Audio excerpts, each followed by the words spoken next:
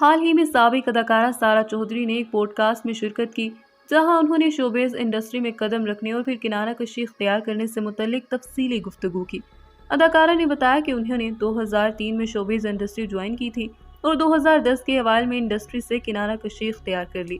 سارہ چودھری نے کہا کہ انہوں نے اپنے والدین کو سپورٹ کے لیے شوبز میں قدم رکھا کیونکہ وہ ہمیشہ چاہتی تھی کہ ان کے پاس گھر اور بنیادی سہولیات ہوں۔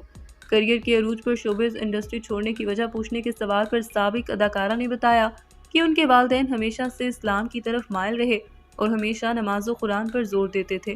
والد نماز کے حوالے سے کافی سخت تھے، کام سے واپس آتی تو پوچھتے کہ کتنی نمازیں پڑھی، جبکہ والدہ بھی اپنی جوانی میں نماز اور روزوں کی پابند تھی۔ سارہ چودھری نے بتایا کہ شروع سے ہی ان کا رجحان مذہب کی طرف تھا اور اپنی ہدایت کے لیے اللہ تعالیٰ سے دعا مانگتی تھی کہ اللہ مجھے ویسا بنا دے جیسا تو پسند کرتا ہے۔ انہوں نے بتایا کہ جب وہ شوبز انڈسٹری میں تھی تو پیسہ اور شہرت کے علاوہ ان کے پاس سب کچھ تھا، لیکن خلا باقی تھا جو انہیں بے چین کرتا تھا۔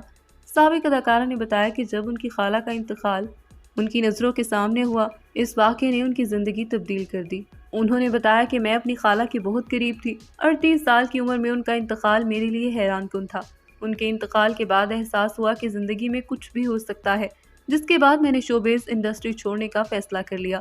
انہوں نے یہ بھی بتایا کہ دین کی طرف مائل کرنے کا ایک اور وسیلہ فیملی کی طرف سے پابندیاں تھی۔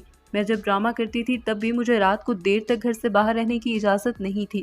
سارہ نے بتایا کہ انہوں نے اپنے شوبز کیریئر میں کئی نامور اداکاروں کے ساتھ کام کیا، جن میں صبا فیصل، ہمایوں سعید وغیرہ شامل ہیں۔